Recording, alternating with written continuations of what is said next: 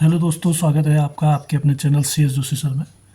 दोस्तों, आज हम हैं पेज नंबर 101 पर और यह रक्षाबंधन पाठ का अंतिम वीडियो पाठ होगा। तो दोस्तों, आपसे फिर से एक रिक्वेस्ट है कि आप चैनल अगर सब्सक्राइब नहीं किया है तो सब्सक्राइब कर लीजिए और चैनल को देखने के बाद, वीडियो देखने के बाद आप उसको लाइक भी अवश्य करिएगा, इससे फीडबैक पता चलता है और अपने दोस्तों में शेयर भी करिएगा। तो आइए देखते हैं। बप्पा, मैं गत्ते का रथ बना रहा हूँ। मुझे रथ के 20 पहियों के लिए तीलियाँ बनानी है। तीलियाँ जो पहिए के बीच में लगी होती हैं, जैसे ये है, ये तीली है। कितनी तीलियाँ लगी हैं? 1 2 3 4 5, 1 2 3 4 5, यानी हर पहिए में 5-5 तीलियाँ लगी हुई है। तो ये रथ है और रथ यात्रा होती जगन्नाथपुरी में, आपको मालूम होगा। तो बड़ा सा रथ बनता है तो उसके पहिए भी बहुत अधिक होते हैं। तो बच्चा जो है गत्ते से अपना मंदिर तैयार करके उसके लिए रथ तैयार कर रहा है। तो भीम की मदद कीजिए। बच्चे का नाम भीम है, इनकी मदद करनी है। भीम को तीलियों की आवश्यकता होगी। अब उसके कितने पहिए बनाने हैं? 20 पहिए। 20 पहियों के लिए तीलियाँ चाहिए और हम देख रहे हैं एक में 5 तीलियाँ हैं। 1 2 3 4 5, तो 20 को हम 5 बार जोड़ देंगे। 20 को अगर हम 5 बार जोड़ते हैं तो हमें पता चलेगा कि कितनी तीलियाँ हमें चाहिए होंगी। जैसे यहाँ पर आप देख रहे हैं, ये 5-5 करके जोड़ा गया है। सोचिए और अपने दोस्तों के साथ साझा कीजिए कि आपने उत्तर कैसे पता किया। आइए देखें कि भीम ने यह कैसे किया। 10 पहियों के लिए आवश्यक तीलियाँ। अगर हमने 10 पहिए बनाने हैं तो उसके लिए कितनी तीलियों की ज़रूरत पड़ेगी, वो यहाँ पर बताया गया है। अब यहाँ पर 10 पहिए हैं। 1 2 3 4 5 6 7 8 9 और 10, और तो 5 को भी हमने 10 बार जोड़ दिया है। ये पहले पहिए के लिए 5 तीलियाँ चाहिए, दूसरे के लिए भी 5, तीसरे के लिए, चौथे के लिए भी 5, पाँचवें के लिए, छठे के लिए, सातवें के लिए, आठवें के लिए 5, नौवें के लिए 5, 10वें के लिए 5। तो 5 इतनी बार आएगा, हर में 5 तीलियाँ हैं।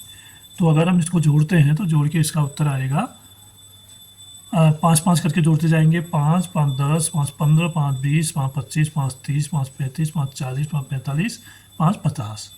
और ऐसा ना करके हम ये 10 जो है, 5 जो है 10 बार आया है। 5 कितने बार आया है? 10 बार। 1 2 3 4 5 6 7 8 9 10। तो हम क्या कर देते हैं? 5 गुणा 10 कर देंगे। तो 10 पंचे 50 या 5 दशा 50। तो गुणा करके हम जल्दी इसको हल कर सकते हैं। और 10 पहियों के लिए आवश्यक तीलियाँ होंगी। अब जो 10 पहिए हैं उसके लिए आवश्यक तीलियाँ कितनी होंगी? वो भी इतनी ही होंगी, क्योंकि ये 10 में 50 तीलियाँ लग रही हैं, तो उसमें भी 10 गुणा 5 बराबर 50। अब क्योंकि 20 पहिए बनाने हैं, 10 ये हो गए और 10 ये हो गए, तो 10 10 20 पहिए हो गए। तो अब कह रहा तो आवश्यक तीलियों की कुल संख्या, अब कितने कुल तीलियाँ चाहिए होंगी? 50 इस वाले 10 की और 50 इस वाले 10 की। इन दोनों को हम जोड़ देते हैं। 0 में 0 जोड़ा 0 और 5 में 5 जोड़ा 10। तो कितनी तीलियाँ आई? सब कुल मिला के 100 तीलियाँ। कोशिश करके देखो। 30 गुणा 5, 30 को 5 से गुणा करना है। आप इसे 30 पहियों में 5 तीलियों की गिनती करके पता कर सकते हैं। जैसे यहाँ पर किया है ना, ये 10 तीलियों का, 10 तीलियों में 50, फिर अगली 10 में 50, फिर अगली 10 में 50, तो 50 धन 50 धन 50, ऐसे आएगा 30 पहियों का। तो ऐसे भी हम कर सकते हैं। पहली वाली 10 के लिए 50 तीलियाँ, दूसरी 10 के लिए फिर 50 तीलियाँ, तीसरी 10 के लिए फिर 50 तीलियाँ। अब कुल कितनी तीलियाँ हो गई? 50 धन 50 धन 50। तो ये तो 0 है, 0 में 0 जोड़ के 0 आता है, आपको बताइए। तो 5 में 5 जोड़ेंगे 10, 10 में 5 जोड़ेंगे 15। ये देखिए कुल कितनी तीलियाँ आई? 150। यानी 30 तीलियों, 30 पहियों के लिए, 30 पहियों के लिए कितनी तीलियों की ज़रूरत है? 150 की। अब आप इसको ऐसे भी कर सकते हैं, 50 गुणा 3। 3 शून्य की शून्य, 3 पंचे 15, ऐसे भी आपको उत्तर मिल जाएगा। तो आइए बढ़ते हैं आगे। पहले 10 पहियों में तीलियाँ ये आपको बता दिया, अगले 10 पहियों में तीलियाँ यानी 50 तीलियाँ यहाँ पर हम लिखेंगे, इसमें भी 50 और अगले में भी 50। तो कुल तीलियाँ कितनी हो गई? 150। तो 30 पंचे 3 पंचे 15, शून्य को हम उसके आगे लिख देंगे 150 तीलियाँ। निम्नलिखित को पूरा कीजिए। अब इसको आपने भरना है और इन सबको 5 से गुणा करना है। अगर 40 पहिए हों, 60 पहिए हों, 80 पहिए हों, 100 पहिए हों, तो सब में हम 5 से गुणा करके ऐसे ही लिखते जाएंगे। अब 5 से गुणा करेंगे, 5 शून्य की शून्य, 5 को 20, 5 शून्य की शून्य, 5 छक्के 30, 5 शून्य की शून्य, 5 अट्ठे 40, 5 शून्य की शून्य, 5 शून्य की शून्य, 5 एका 5। फिर नीचे को हल करेंगे, 5 शून्य की शून्य, 5 पच्चे 25, 5 शून्य की शून्य, 5 सत्ते 35, 5 शून्य की शून्य, 5 नौ 45। ये तो इस तरह से हम सारे प्रश्नों को हल कर सकते हैं। तो फिर यहाँ पर एक एरो बना रखा है, इसमें लिखा है बताइए इसमें आपको क्या पैटर्न दिखा। पैटर्न क्या है कि अगर हम 10-10 करके यानी 50-50 करके जोड़ते हैं तब भी 150 आता है, और अगर हम 30 पहियों का इकट्ठे निकाल देते हैं या 50 गुणा 3 कर देते हैं, या 30 पहियों का इकट्ठे निकाल देते हैं 30 गुणा 5, तब भी 150 आता है। यानी जोड़ की प्रक्रिया और गुणा की प्रक्रिया करके उत्तर हमारा दोनों तरह से आ सकता है। अब हमें पेज नंबर 102 में गोपाल ने 45 तीलियाँ इकट्ठी की हैं, वह कितने पहिए बना सकता है। अब 45 तीलियाँ, जबकि एक पहिए में 5 तीलियाँ आ रही हैं, तो 45 में कितनी तीलियाँ वो बना लेगा। मैं 10 तीलियों से 2 पहिए बना लेता हूँ, यानी 5 से 1 हो गई, फिर अगले 5 से भी यानी 10 तीलियाँ हो गई, कुल 2 पहिए हो गए। तो 45 ऋण 10 बराबर 35। तो 10 तीलियों से 2 पहिए बने, तो 45 में से हमने 10 तीलियाँ कम कर दी, अब बची 35, यानी 2 पहिए बन चुके हैं। इसको हम ऐसे करेंगे, 10 तीलियाँ से 2 पहिए, तो अब हमारे पास कुल 45 तीलियाँ हैं। 45 में से हम 10 घटाएंगे तो बचेंगी 35 तीलियाँ, और कितने बन जाएंगे? 2 पहिए। अब 35 में से फिर 10 कम करेंगे तो 2 पहिए यहाँ पर भी बन जाएंगे। अब बचेंगे कितने? 5 और 2 25, तो यहाँ पर भी 2 पहिए बन गए क्योंकि 10 तीलियाँ हैं। फिर 10 कम करेंगे और 2 पहिए यहाँ पर भी बन गए, और तीलियाँ बची 15। फिर 10 कम करेंगे, अब तीलियाँ बची 5, और यहाँ पर पहिए बन गए 2 पहिए। अब कितने पहिए बन गए? अब तो 5 तीलियाँ बची हैं, इसमें से बनेगा 1 पहिया, क्योंकि 5 तीलियाँ 1 पहिए में आती हैं। तो अब कुल कितने पहिए बने? 1 2 3 2 5 2 7 2 9, कुल मिला के बने 9 पहिए।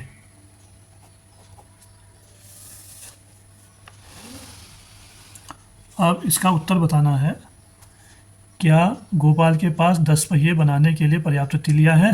10 पहिए बनाने के लिए पर्याप्त तीलियाँ नहीं है, क्योंकि 9 ही पहिए बन रहे हैं, लास्ट में 5 बच रही हैं, तो 5 तीलियाँ कम पड़ गई हैं। 5 तीलियाँ और होती तो फिर 2 पहिए बन जाते हैं, और 10 कुल मिला के 10 पहिए बन जाते हैं। 60 तीलियों से आप कितने पहिए बना सकते हैं? अब ऐसे ही 60 तीलियों से कितने बना सकते हैं ये हमको बताना होगा। 60 तीलियों से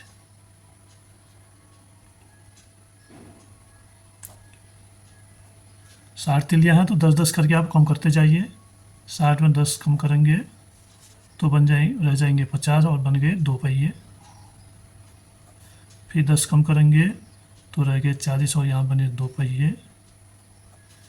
फिर 10 कम करेंगे, रह गए 30, और बन गए 2 पहिए। यहाँ पर फिर 10 कम करेंगे तो रह गए 20, और यहाँ पर बन गए 2 पहिए। फिर कम किया 10, 2 पहियों में 10 तीलियाँ लगती हैं, तो बचा 10, यहाँ पर भी 2 पहिए बन गए, और इसमें से 10 कम कर दिया तो शून्य बचा, और यहाँ पर भी 2 पहिए बन गए। यानी 60 तीलियों में कितने पहिए बने? अब आप जोड़ दीजिए सबको, 2 4 6 8 10 और 12, कुल मिला के 12 पहिए बन गए। अगर आप भाग की विधि भी जानते हैं तो इसको ऐसे भी हल कर सकते हैं। 60 भाग 5, एक में 5 लगते हैं तो 5 का भाग करेंगे। 5 एकम 5, 1 बचा 0, 5 दूनी 10, ये आ गया 12 पहिए। 5 का भाग कर देंगे क्योंकि एक पहिए में 5 तिल्लियाँ लग रही हैं और हमने पहिए बताने हैं। आगे बढ़ते हैं, आइए करते हैं कुछ एक्टिविटी है। पहला प्रश्न है, एक मकड़ी के 8 पैर होते हैं, बताइए 5 मकड़ियों के पैर होंगे। अब एक के 8 होते हैं, ये मकड़ी यहाँ पर है और पैर भी साफ साफ दिख रहे हैं तो आप इनको गिन सकते हैं, 1 2 3 4 5 6 7 और 8, तो एक के 8 पैर होते हैं। अब 5 मकड़ियों के कितने होंगे, आप दो तरह से कर सकते हैं। एक तो इसको आप जोड़ लेंगे, 5 मकड़ियों के पैर बताने हैं तो 8 धन 8 धन 8 धन 8 धन 8, यह है 5। तो इसको जोड़ लेंगे, 8 8 8 है 16, 8 24, 8 32, 8 40 पैर। और दूसरा आप 8 से इसको गुणा भी कर सकते हैं, 5 अट्ठे होता है 40, तो ऐसे भी आपको उत्तर प्राप्त हो जाएगा। जो विधि आपको आसान लगे आप उससे कर सकते हैं। तो यहाँ पर आएगा 40 पैर। और फिर 10 मकड़ियों के पैर होंगे। 10 मकड़ियों के कितने होंगे, अब एक के 8 हुए तो 10 के हो जाएंगे 80। 15 के कितने होंगे, 15 अट्ठे 120। और 23 मकड़ियों के कितने होंगे, 8, एक के 8 होते हैं तो 8 3 24, 8 दूनी 16 और 2 18, 184 पैर होंगे। तो ऐसे हम गुणा करके कर सकते हैं और गुणा करने में आसान भी रहेगा। 23 का बताना है, जैसे 23 गुणा 8 कर देंगे, 8 3 24 का 4, 80 2, 8 दूनी 16 और 2 18, ऐसे इसको हम गुणा कर लेंगे।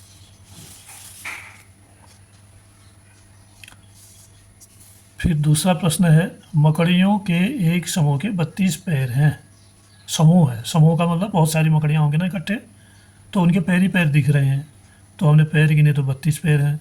समूह में कितनी मकड़ियाँ होंगी, अभी 32 पैर में कितनी मकड़ियाँ होंगी, तो इसको हम दो तरह से कर सकते हैं।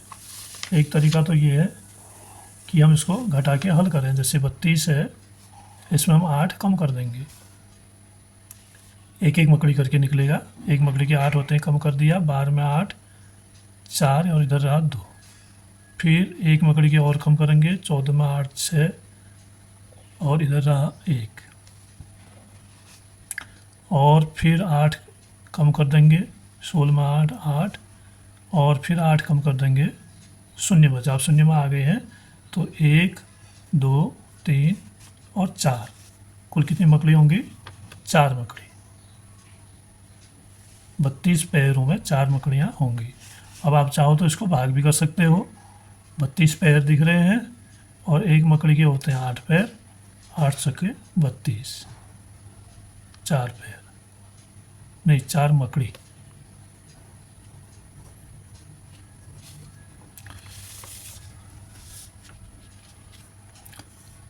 तीसरा प्रश्न है, यहाँ एक 3 पहिए वाला ऑटो रिक्शा है, बताइए कि कुल कितने पहिए होंगे यदि ऑटो रिक्शा की संख्या हो, कितने हो, 18 और 34। अब देखो, और इस ऑटो रिक्शे में 3 पहिए होते हैं, एक 2 पीछे के होते हैं और एक आगे का होता है, कुल मिला के 3 हुए। तो अब 18 ऑटो रिक्शा में कितने पैर होंगे, तो इसको हम 18, 3 को 18 बार जोड़ के भी अगर करेंगे तो बहुत बड़ी प्रक्रिया हो जाएगी, तो हम इसको क्या करते हैं, गुणा करते हैं।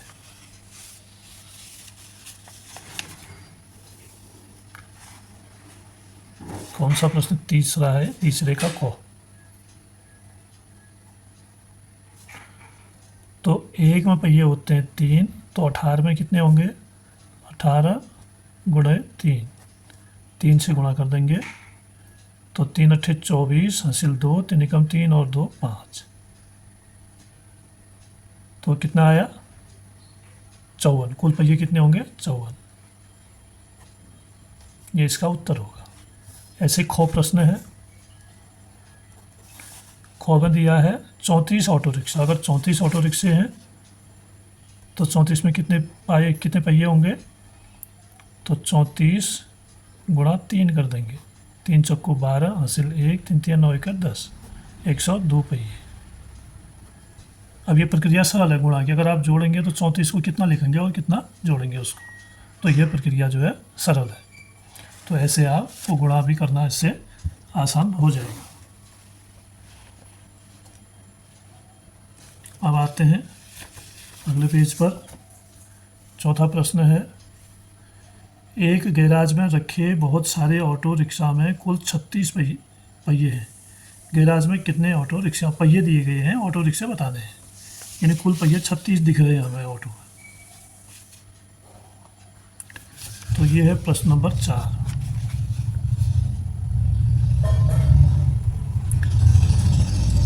कुल पहिए 36 है।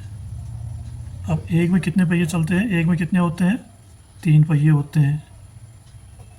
तो अब कितने कुल ऑटो कितने होंगे, तो भाग कर देंगे हम 36 में 3 का।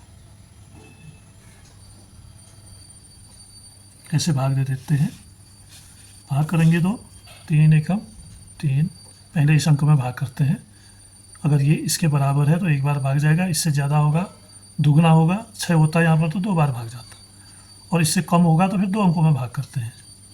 तो अभी बराबर है तो 3 एकम 3, एक बार भाग गया, फिर इस अंक को हम यहाँ लिखेंगे 6 को, फिर इसमें भाग करेंगे 3 दूनी 6। तो ऑटो रिक्शों की संख्या आ गई, कितने होंगे, 12 ऑटो।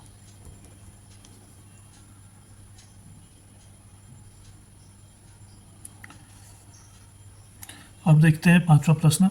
55 चींटियों की एक पंक्ति है जिसमें हर चींटी के 6 पैर हैं। पंक्ति में पैरों की कुल संख्या कितनी है। अब 55 चींटियों की एक पंक्ति है और हर चींटी के 6 पैर है, उसमें चींटियाँ 55 हैं। तो पंक्ति में पैरों की कुल संख्या बताओ, पैर बताने हैं हमने।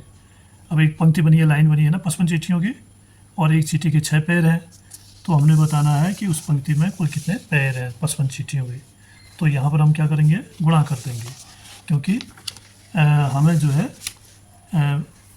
हर चींटी का दिया है ना, यहाँ पर ये हर चींटी के 6 पैर है, ये दिया हुआ है। एक चींटी के 6 पैर है तो 55 चींटियाँ हैं, 55 के कितने होंगे, तो सीधे सीधे यहाँ पर हमें गुणा करना है। प्रश्न 5 को हम लिखेंगे, एक चींटी के 6 पैर है और 55 चींटी के कितने पैर होंगे, 55 गुणा 6 कर देंगे, 6 पंचे 30, 6 पंचे 30 और 3 33। ये आ गया आपका उत्तर 330 पैर, क्योंकि आपको पैर ही बताने हैं, पैरों की कुल संख्या, पैरों की कुल संख्या बतानी है। तो हमने बता दिया 330, ये उत्तर होगा इसका। फिर प्रश्न नंबर 6 में जाते हैं। एक चूहा झोपड़ी में गायों के 48 पैर देख सकता है। जब वो झोपड़ी में जहाँ गाय बंधी है वहाँ जाता है तो चूहा देखता है कि 48 पैर हैं। झोपड़ी में कितनी गायें हैं, अब हमने गाय बतानी है, पैर दिए हैं। अब आप जानते हैं एक गाय के 4 पैर होते हैं, एक गाय के 4 पैर। अब पैर कुल कितने हैं, 48 हैं। तो 48 पैर में कितनी गाय है,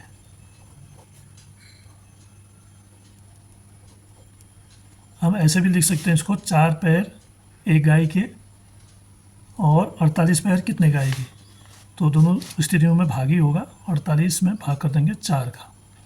पहले केवल इसी अंकों को देखेंगे, ये अंक इसमें अगर ये इसके बराबर है तो एक बार भाग जाएगा, 4 एकम 4, फिर इसको उतारेंगे 8 और 4 दूना 8। भाग बहुत सरल प्रक्रिया है। तो आपने देखा यहाँ पर इसमें एक बार गया, इसमें 2 बार गया, तो कुल मिला के उत्तर आया 12 गाय।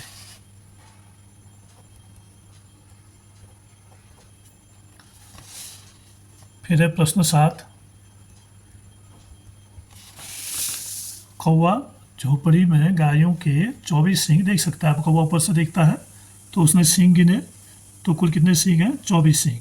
झोपड़ी में पैरों की कुल संख्या कितनी है, देखो अब सींग दिए हैं और पैर बताने हैं।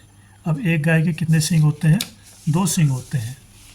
तो लिखेंगे 2 सींग एक गाय के, 24 सींग कितने गाय के होंगे? 24 सींग बराबर 24 में 2 का भाग कर देंगे, 2 ऐसे ही भाग करेंगे, 2 एकम 2, 2 में भाग जा रहा है, बराबर है। फिर 4 इसको यहाँ लिखते हैं लाइन देके, फिर 2 दूना 4, देखो दोनों में भाग चले गया पूरी बार, तो कुल मिला के कितने गाय आई? 12 गाय। अभी तो आधा उत्तर हुआ, गाय 12 आई। अब असली उत्तर है झोपड़ी में पैरों की कुल संख्या कितनी है। अब सींग तो 24 है, पैर कितने होंगे? अब सींग होते हैं 2 और पैर होते हैं 4 एक गाय के। अब हमने गाय निकाल ली है, 12 गाय है। अब लिखेंगे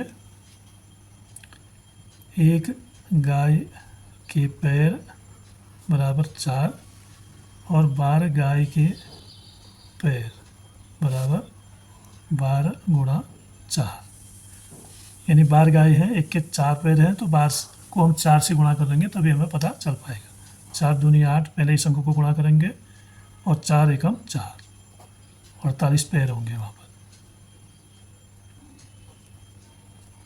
तो कौवे को पता चलेगा कि कितने पैर हैं, कितने पैर होंगे। अगर 24 सींग हैं तो पैर कितने होंगे? 48 होंगे, क्योंकि सींग 2 होते हैं गाय के और पैर होते हैं 4। आपको सोचने के लिए है, एक मेढक शून्य पर है, वह 7 कदमों की छलांगें लगाता है, वह सबसे बड़ी संख्या क्या होगी जिस पर मेढक 50 पार करने से पहले पहुंचेगा। 7 कदमों की छलांग लगा के 50 पार, यहाँ पर देखो 50 लिखा हुआ है, तो 50 पार करने से पहले कहाँ पहुंचेगा? और 7 करके। चलो हम 7 कदमों की छलांग लगा के देखते हैं शून्य से। तो शून्य से 1 2 3 4 5 6 7, पहली छलांग लगाएगा 7 पर, फिर 1 2 3 4 5 6 7, फिर लगाएगा 14 पर, और फिर 1 2 3 4 5 6 7, 21 पर, और फिर अगला 7 1 2 3 4 5 6 7, 28 पर,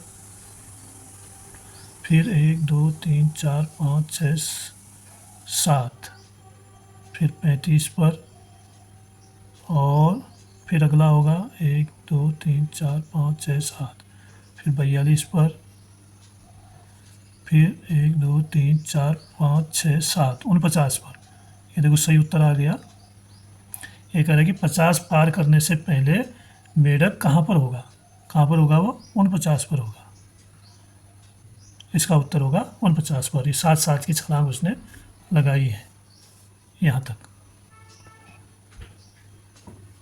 और बहुत सबसे बड़ी संख्या बताने को कह रहा है, जहाँ वो 50 से पहले पहुँचेगा तो वो 49 होगी वो संख्या। इसका उत्तर होगा 49, 49। दूसरा देखते हैं, एक मेढक 50 से पीछे की ओर छलांग लगाना चाहता है, वह 7 कदमों की छलांग लगाता रहता है। वह कौन सी संख्या है जिसके बाद मेढक के लिए 7 कदमों की छलांग लगाना संभव नहीं है? अब मेढक यहाँ से उल्टा जा रहा है, इधर को 50 से इधर को, 50 से शुरू करता है इधर को जाता है, और अब हमें अंतिम संख्या बताना है कि जिसके बाद छलांग लगाना संभव नहीं है। तो 50 से वो चला तो कहाँ पहुँचेगा? सबसे पहले 1 2 3 4 5 6 7, यहाँ पर ये कितना है? 43। फिर अगला होगा 1 2 3 4 5 6 7, 36 पर, यहाँ की छलांग इधर लगाएगा। 36 के बाद फिर गिनेंगे हम 1 2 3 4 5 6 7, 29 पर, फिर गिनेंगे 1 2 3 4 5 6 7, फिर यहाँ से इधर को लगाएगा, और फिर 1 2 3 4 5 6 7 यहाँ पर लगाना है उसको। फिर गिनते हैं 1 2 3 4 5 6 7, 8 पर, 1 2 3 4 5 6 7, 1 पर पहुँचेगा। अब 1 के बाद उसके लिए छलांग लगाना संभव नहीं होगा।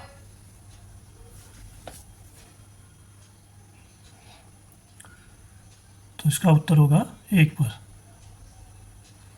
यहाँ से छलांग लगाई 8 पर, यानी 1 में 7 जोड़ा 8, 8 सतह 15, 15 सतह 22, 22 और 7 29, 29 और 7 36, 36 और 7 43, 43 और 7 50। सही है, तो इसका उत्तर होगा 1। 1 पर लगाएगा वो अंतिम छलांग और उसके बाद छलांग लगाना उसके लिए संभव नहीं होगा। फिर आगे देखते हैं तीसरा, मेढक को हर बार 7 कदमों की छलांग लगाते हुए शून्य तक पहुंचने के लिए किस संख्या से शुरुआत करनी चाहिए, आपको क्या लगता है? अब यहाँ पर ये भी 50 तक की संख्याएं हैं, तो शून्य तक पहुंचने के लिए उसको कहाँ तक छलांग लगानी चाहिए ये हमने बताना है। तो शून्य तक पहुंचने के लिए उसको कैसे छलांग लगानी होगी? अब देखो, हमने 50 से लगाई तो 1 ही तक पहुंचा, और शून्य तक पहुंचना है तो उसे 49 से छलांग लगानी होगी। कहाँ से लगानी होगी? 49 से। 49 से छलांग लगाएगा 42 पर, और 42 से छलांग लगाएगा 35 पर, 35 से लगाएगा 28 पर, 28 से लगाएगा 21 पर, 21 से लगाएगा 14 पर, 14 से लगाएगा 7 पर, 7 से लगाएगा 0 पर, यहाँ पर। तो सब 7 7 हैं, तो ऐसी छलांग उसको कहाँ से लगानी होगी? 49 से।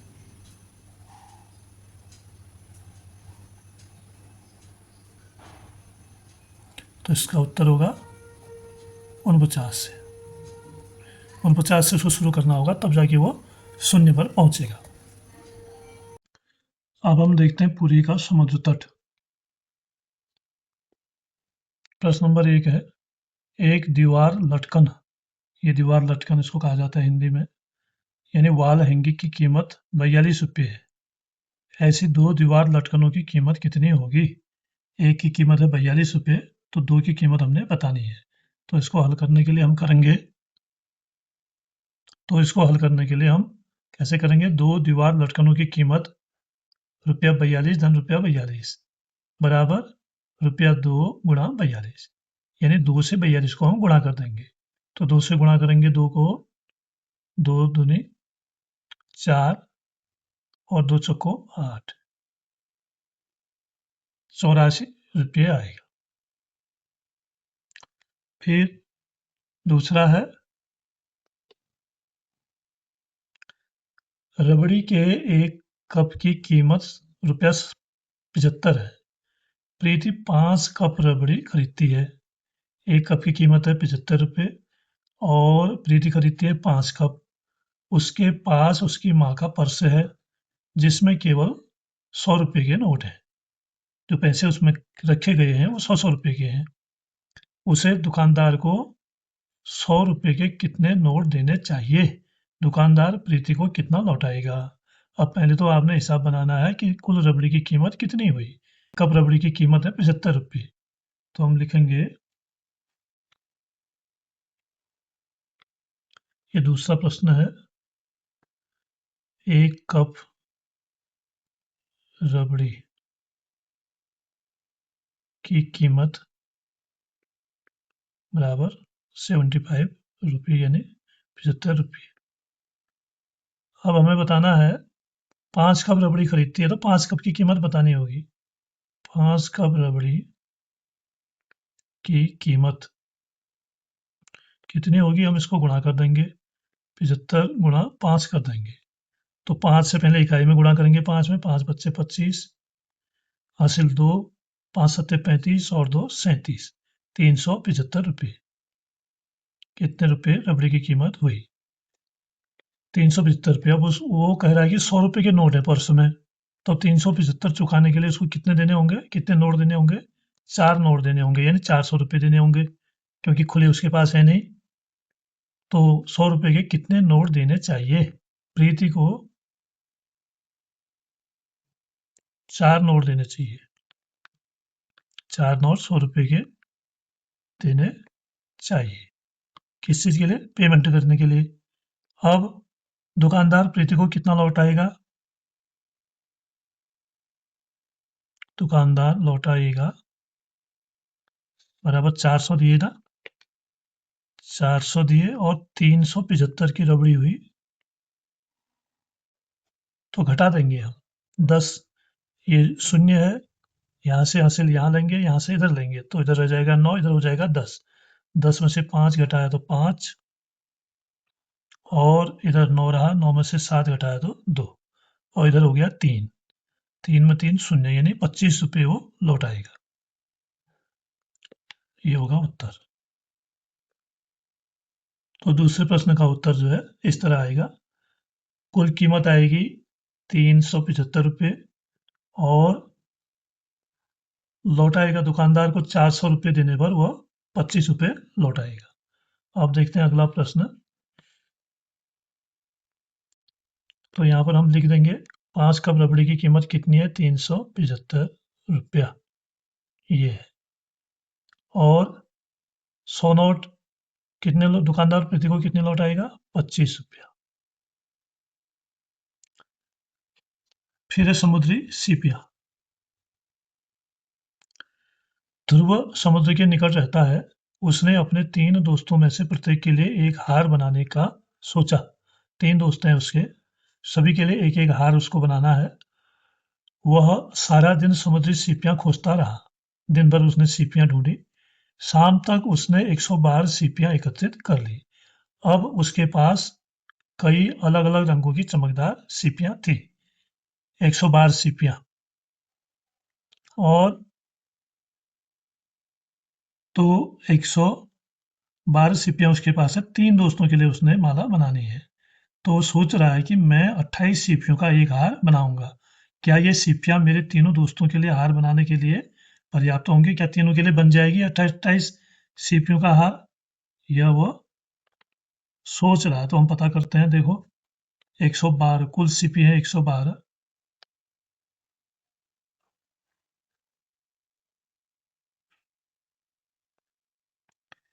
एक माला बने कितने की, 28 सीपी की। अब हम क्या करेंगे, 3 माला बनानी है 3 दोस्तों के लिए, इससे 3 माला के लिए चाहिए कितनी सीपियां, 28 धन 28 धन 28, तो जोड़ देंगे 8, 16, 24 का 4 हासिल 2, 2 4 2 6 2 8, 84 सीपियां। 3 दोस्तों के लिए 84 सीपियों से बन जाएंगे, तो उसके पास पर्याप्त है। अभी उसके पास 112 सीपियां हैं, तो 84 सीपियों से कुल माला बन जाएगी। अभी आगे प्रश्न है,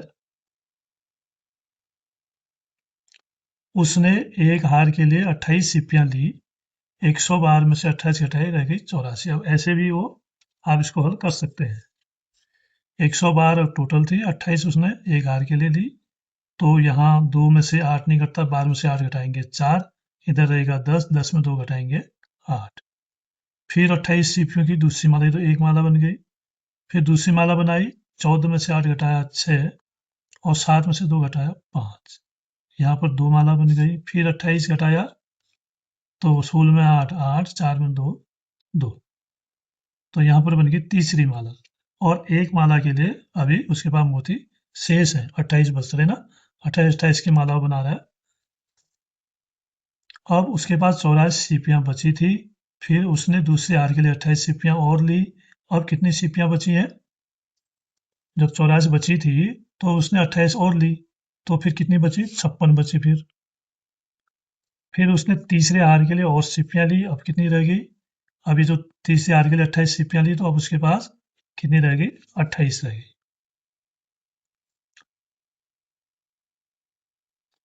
क्या सीपियां उसके सभी दोस्तों के लिए हार बनाने के लिए पर्याप्त हैं? हाँ, सबके लिए हो जा रहा है। ध्रुव 112 सीपियों से कितने हार बना सकता है? कितने हार बना सकता है, 4 हार बना सकता है, क्योंकि एक हार की सीपियां अभी बची हुई है, 3 बन गई है, एक के लिए बची है, तो कुल मिला के वो 4 हार बना सकता है।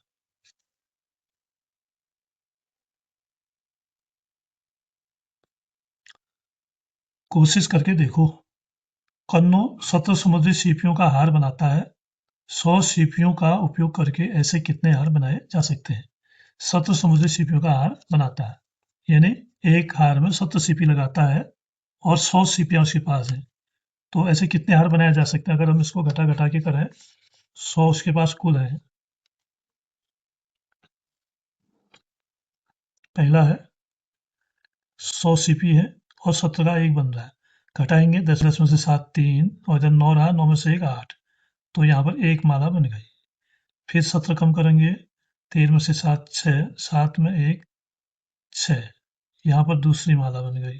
फिर 17 कम करेंगे, 16 में 7 9 और इधर 5 में 1 4, इधर बन गई तीसरी। और फिर 17 कम करेंगे, कितनी बनानी है उसको फिर करके, ऐसे कितने हार बना सकता है, उससे कितने बना सकता है ये हमें बताना। फिर 17 कम कर देंगे तो 9 में 7 2, 4 में 1 3, यहाँ पर चौथी हार बन गई। फिर 17 कम करेंगे, 12 में 7 5, 2 में 1 1 15, तो यहाँ पर बन गई 5, यानी वो 5 हार बना सकता है। 15 सीपी शेष रह जाएंगी उसके पास, क्योंकि अब 15 है और बनाना है 17 का, तो 15 सीपी शेष रह जाएंगी। अब जो हार बनेगी वो 17 की नहीं बन पाएगी। समुद्री सीपियों की खोज करते समय ध्रुव को 127 शंख भी मिले। वह उन्हें अपने 3 दोस्तों में समान रूप से वितरित करता है। प्रत्येक को कितने मिलेंगे? अब 127 शंख उसको मिले, ये दूसरा प्रश्न है। 127 शंख मिले और इनको बांटना है 3 दोस्तों में, तो अब प्रत्येक को कितने मिले, प्रत्येक को कितने मिलेंगे ये हमने बताना है। तो यहाँ पर तो हमें भाग करना होगा, भाग कर देंगे 127 में 3 का भाग करेंगे।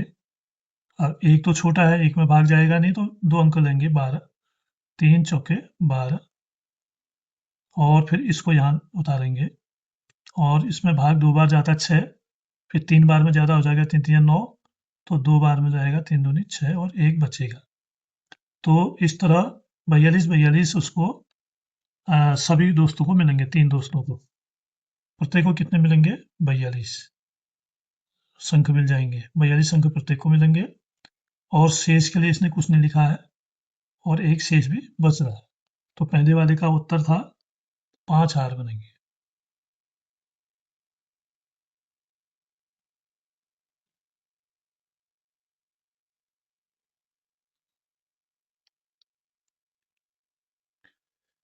अगला प्रश्न है, प्रीति के पास 500 रुपये का नोट है, वह इसे कम मूल्य वाले नोटों से बदलना चाहती है। 500 रुपये का है और कम मूल्य वाले, कम मूल्य माने उससे छोटे नोट। अगर वह चाहे तो उसे कितने नोट मिलेंगे? 50 के कितने मिलेंगे, 20 के कितने मिलेंगे और 10 के कितने मिलेंगे? तो देखो 500 रुपये का नोट है,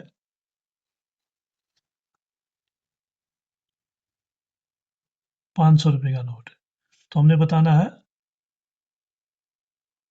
10, नहीं पहले है 50 वाले,